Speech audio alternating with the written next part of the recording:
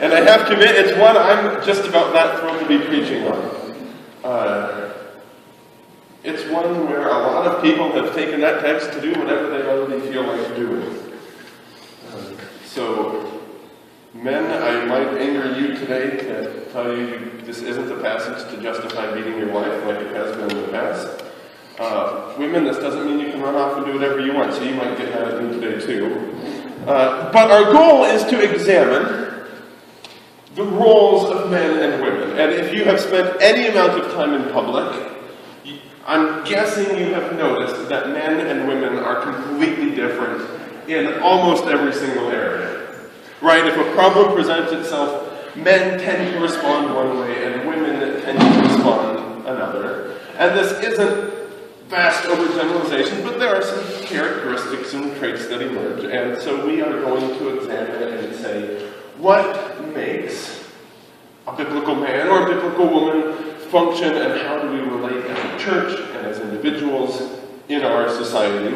And we have to start with the idea of submission. It's where Paul begins this passage. We can start here. What we see often in the Bible is that it's a progressive book. It takes where the people are at, the people of God, and the predominant culture they find themselves in, and it seeks to move them forward. It's about progress. It's about movement. It's about looking forward towards God's grand restoration and renewal of all things. So when we read a book like Leviticus, we tend to say, well, how backwards thinking is that? No wonder people don't like Christianity. But what we have to remember is Leviticus was written to a different group of people in a different time, in a different culture, and their society functioned one way. And if we look at that society and what God calls his people to, he's saying, here's what you experience every day, and here's how I want to begin to move you forward. This is how my community looks and functions differently, so that people can tell you are salt and light. So we have to keep that sort of idea in mind, not only with books like Leviticus, but when we dive in here to Ephesians 5 and 6. We need to understand what is it that the culture is doing, and what is it that Paul is calling the church to that moves society forward.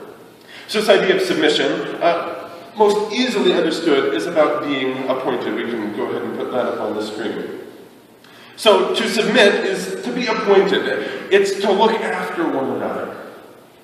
So submission oftentimes, particularly when the male is the head of the household, means I'm going to tell you to jump, and your response, because you're a good wife, is how high. That's often how this passage gets used, and it's wrong. It is about being appointed to care and nurture and look after someone else. So let's talk a little bit about the culture and the caring for the community that is calling people forward. Women in Paul's day, when he was writing, were viewed as nothing more than property. That's why the men could spend one night with their wife and then go to the local temple shrine and have another woman, and no one cared anything about it, because what's a woman outside of a piece of property? So when Paul writes and says, husbands, love your wives, treat her with respect, honor her just as you do Christ, he is calling them to break that mindset and say, women aren't some piece of property. They are valued members of a community, of a family, and they deserve some special respect. Similar situation when we dive in later to talking about the children. Children were very easily discarded in the ancient Roman world. In fact, there are stories, and this is what made Christianity sort of take hold and was popularizing with sort of the general population. In Roman culture, men have more value than women, obviously, if they're nothing more than property. So if you're hoping to have a family, and you only have so much money to feed so many mouths, you're going to value having a man more than a woman. So it was customary practice, if your wife gets pregnant and she bears you a woman, it's her fault. You take that little infant down by the riverbed, and either the floodwater wash it away, or wild animals come and eat it. And the Christian community in that context begins to hide in the bushes, wait for the parents to leave, go rescue that child, bring it home, and raise it as its own. Now, if a child, like a woman, is nothing more than property that can be discarded or traded, the Christian community stands up and says, this is the one place where everybody belongs. And that's a profoundly different message, even in our own culture today. Because we can walk out these doors and there's all sorts of, you have to be this rich to live in this community, you have to look like this to feel like you belong, or you have to dress this way to gain approval. And the church is the one place that stands united and says, in the name and work of Jesus, just come. We accept everybody. So we get here a profoundly different message than the one the world gives us. It's one of love and grace. It's one in seeing the value of acceptance and beauty of all people. And it is the respect and dignity that transcends all lines that our world tries to build. So submission is about the appointed caring for those around you, making sure that they are honored and blessed and experience Jesus. So that's submission. It's not about wives submit. It's not do this. Now submission is still important, but it doesn't mean you just do whatever your husband says. Because one of the key components that Paul says in a wife submitting to her husband is that she has to do it because he leads her just as Christ leads the church.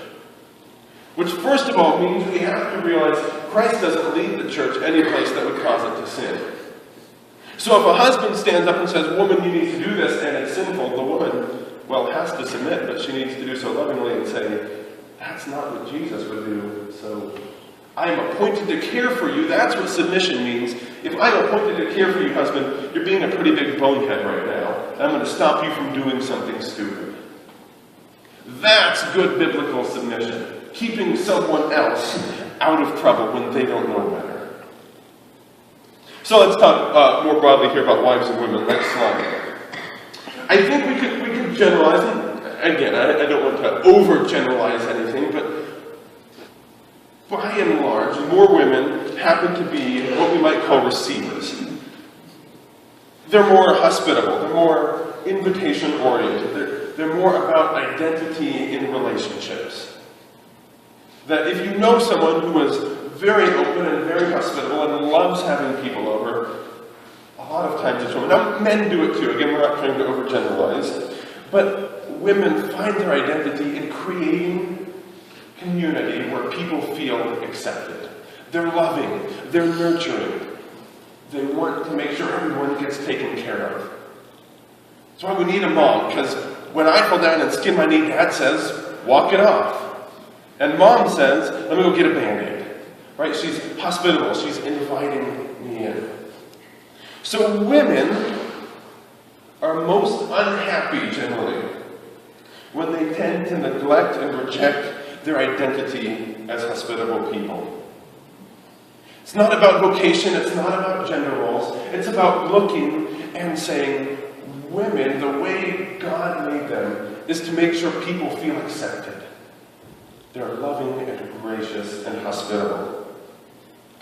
So when Paul says, wives, submit, or we just want to look at it more generally and say women, we need to realize that biblical community is a place where we have people that step into roles of hospitality and say, we want to make sure you feel welcome and accepted. We want you to know that you are loved. We want you to know that you're accepted, that you're valued, and that doesn't matter whether you're a teacher or a pastor or a counselor or a lawyer. Women care. It's in their nature to be loving. Men, then again, act profoundly different. Let's go to the next slide. Men typically tend to be action-oriented, right? They're actors, we could call them. They're doers. They're problem solvers. How many times do a husband and a wife sit down and have a conversation and a man says, well, this is what you need to do, and this is what you need to do, and this is how you need to solve that problem, and the woman says, I just want you to listen to me. A lot of you are looking at the person to your left or right and not going there. We get it, because women are saying, look, I want the relationship, I want the value, I want the community. I want to be heard. And men are very action-oriented. God has created and wired men to say, if there's an injustice in this world, let's solve it. So men are most unhappy, if you know men who face midlife crisis, are most unhappy if they aren't living out that vocational calling to make a difference in the world. Right? When men get to whatever, 40, 50, and they say, is this really all there is? I wake up, yeah, I've got a good wife, and I've got some good kids, and my job's not too bad, but is this all I have to look forward to for another 20 or 30 or 40 years? It's because they have neglected and rejected their calling to, let's just say, make a mark on the world. They want to make a difference. They have ignored their call to do something, and now wonder if that's all there is. So women are wired to create community, and men are wired in that community to say, when there are problems, let's make sure they get solved. We can't ignore these. Let's address them. Let's highlight them. To help explain, we're going to watch a video really quickly as we make the transition. Yeah, go ahead and get up. I don't know how quickly it will take. You're going to. It's just, there's all this pressure, you know? And sometimes it feels like it's right up on me. And I can just feel it, like literally feel it in my head, and it's relentless. And I don't know if it's going to stop. I mean, that's the thing that scares me the most, is that I don't know if it's ever going to stop. Yeah. Well, you do have a nail in your head. It is not about the nail. Are you sure? Because, I'll bet if we got that out of there... Stop trying to fix it. No, I'm not trying to fix it. I'm just pointing out that maybe the nail is causing... You always do this. You always try to fix things when what I really need is for you to just listen. No, see, I don't think that is what you need. I think what you need is to get the nail See, out. you're not even listening now. Okay, fine. I will listen. Fine. It's just... Sometimes it's like there's this achy... I don't know what it is.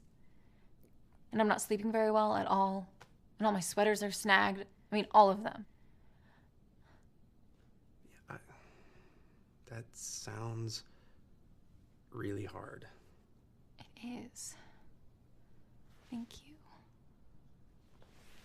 Ow! Oh, come on. Ow. If you would just... Don't... Try to see things.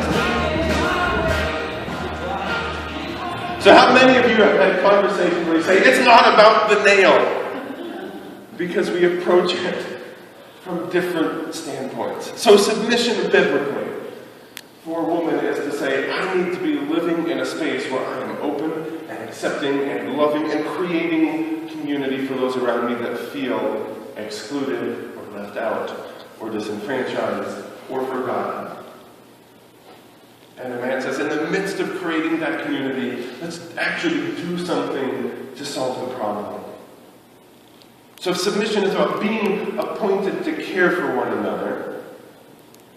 Women do that in the context of creating community. I want to listen, and I want you to listen, and let's have a space where we can all feel heard. And men in submission, being appointed to care and look for, and look out for one another. It's about saying, if there's a problem, I want to help. I want to do something. So when you begin to feel discontented and say, this is all there is, take stock and say, am I living in this way where I am appointed and living out of an authentic way of honoring Jesus in my relationships? And then we get to children. Obey. Obey your parents. It's the first commandment with a promise, Paul says, that it may go well with you. And again, the traditional sort of way this passage has been used is, I'm the authority and I say what goes and you don't get a choice. I know a family that used the phrase trust and obey when they were spanking their children. I think that's not quite what Jesus had in mind. Obeying, biblically, is about hearing and then doing. And it finds itself rooted in the community of the people of God. So the ancient Israelites found themselves, and they would say, "Hear, listen to the word of the Lord." And it's more than just, "Oh great, I've heard you." It's about changing your life and orienting differently. I've heard what God has said, and now I want to change the way I live. So for children to obey is not just mindless robots going through actions. "Well, my dad says I've got to do this." Because remember, it's about leading the way Christ does. So parenting in relation to children is about providing them with instruction and opportunity to hear the word of the Lord and then respond. But remember also, submission is about being mutual. It's a two-way relationship. So you, children, have been appointed to take care of your parents. The Christian community stands up and says, if everybody's got value, then children have just as much of an important part in the life of the community as anybody else. So good, healthy family relationships are built on the parents saying, we choose to raise you in a way where you have the opportunity to hear the word of the Lord and then respond and do something about it. And children, their response in obedience is to say, as a valued member of the community, I want to make sure my community grows and thrives, so I want to invest in others. I want to make sure others feel loved and accepted. I had friends growing up where we were close enough where their parents were sort of like my parents and their grandparents were like my grandparents, and though we weren't related by blood, I'd walk into their house on Thanksgiving and say, "Hi, Grandma, hi, Grandpa." Because they took their time to invest in me, and sort of paying it back, being in community says, I'm investing in you. And the nurture that you give me, I want to make sure you're loved and cared for. And then he talks about parents. It's on the same slide, so you don't need to advance it. But in relationship to parents, it says, don't exasperate, don't provoke your children to anger. And there's two forms of anger that we find in the Bible. I think we can all say we have experienced at one point in time or another. One is this idea of this mindless provoking anger, right? Like, you know if someone's mad, just how to push that button. And we get really good at it, especially the ones that we're really close to.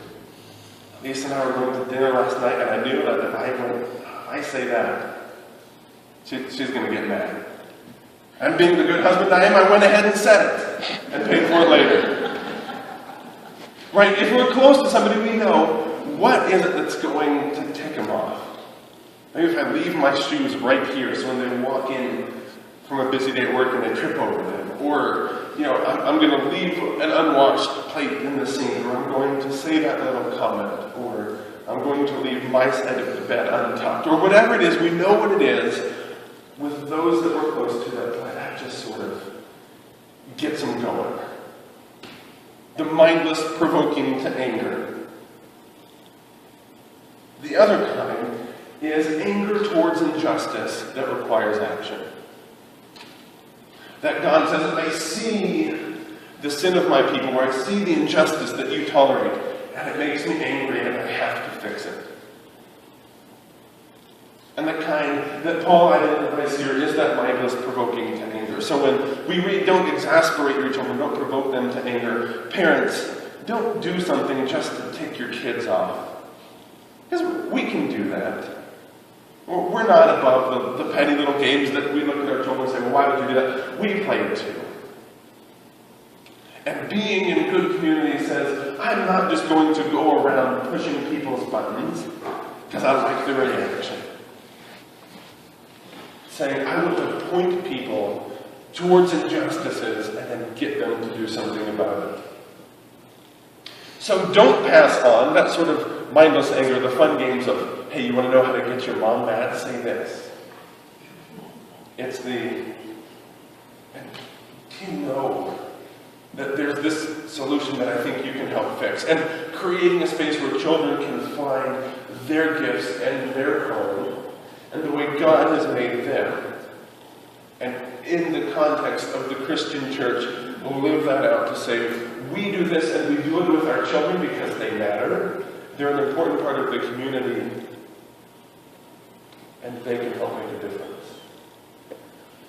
When we first moved here, I got in touch with Schmidt Elementary about, hey, I'd like to help. I'm a community pastor. I want to see what we can do to help.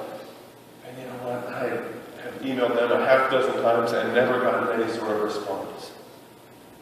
Kayani has been going to that school for a week and a half, and they're like, well, you can do this, and you can do this, and you can do this, because having a child in that community now all of a sudden brings me into it. So instead of being an outsider, I look at Kayani and say, you must be a valuable part of not only our family and our church community, but of the elementary school community as well. And Elise and I have been exposed to opportunities to minister and invest in people that we didn't get until a child was in that situation. It is about saying children matter. They're not property. They can't be discarded. And we're not just going to take them off because they're children and they don't matter. Right? It's tough love. No, submission is about being appointed to care for one another. So parents, grandparents, aunts, uncles, what are you doing to invest in the life of children around you to say, who has God created you to be? How can I help pull that out? And how can I give you opportunities to invest in us? And then there's this peculiar little line, at least for our culture, about slaves and masters. And we sort of think, well, what do we do with that? Except let's again remember the Bible is about being a progressive sort of people. This is where culture's at, calling forward. So in a culture where slavery is accepted and they're again just another piece of property, the Bible says slaves and masters find themselves on equal footing with God, which means one doesn't get to be in a position of authority just because they happen to be the master. Instead, when we gather, rich or poor, short or tall, or whatever sort of dividing lines our society tells us matter, the church says, we're all on equal footing with God. And so it sort of says, masters, you get to treat your slaves any way you want to say, treat them with respect, because you will be held accountable to God for the way that you lead and shepherd them. So, to sum it up, a different sort of community, the last slide. Go ahead and put them all up there, and we'll get to them here. A different sort of community is one where people experience value. Women are valuable members, not mindless pieces of property. If we don't understand submission correctly, we use it to distort all sorts of things and say, well, you just need to submit, that's what the Bible says. It does. Women, you have to submit to your husbands whether you like it or not. That doesn't mean you have to do whatever they say. You can submit lovingly and say, you're being a really big jerk about it. And I refuse to do it because that's not the way Jesus leads the church. Submission isn't about mindless obedience. It's about caring and nurturing each other. So when we're children, our blessing and not a chore. We're slaves and masters, or maybe for us we could say bosses and grunts, have equal power. It's one where God's justice reigns supreme. Where we stand up and say, there are things in this world that just aren't right. And the calling of the Christian church is to go out and do something about it. We find an injustice, we rally around a cause and say, we are going to fix this and create a place where community matters and people are valued.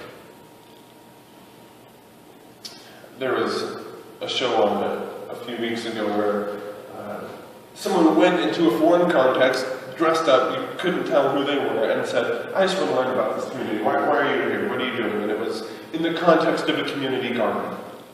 Why, in one of the hardest hit places during the recession that we're currently facing in America, did you start a community garden? Of all things that you could start, why is that? And the lady stands up and she says, because I lost a son in this community to gang violence. And I want to create a place where children get told a different story. You don't have to join the gang. You don't have to earn your stripes that way. You don't have to be a drug peddler. You can come and find a place where you're just loved and accepted for who you are. So then this undercover reporter went and talked to some of the people that were working there. I said, why do you come? What makes you want to be a part of this? And 3 young men, 18 to 20 range, said, because we've all lost a friend to gang violence. And all ourselves have been shot by gang violence. And when we came here, she told us that we were better than that. And that was the first time we'd ever heard that, and we liked that sort of message. So we come every day because we want to pass that on to our younger brothers and sisters and children in the community to be told, you don't have to join the gang, there are other choices. Christian community should function like that. It is being appointed, it is submission, it is looking out for the interest of others. See, did you know that you matter? Did you know that you have value? Right, and we've seen this for 5 weeks now. This is Ephesians lived out practically. That Paul spent the first 3 chapters saying, if you want to know anything about God, you've got to know how much He loves you. That was chapter 1. And then chapter 2 was, if you want to know anything about God, you've got to know how much He loves you.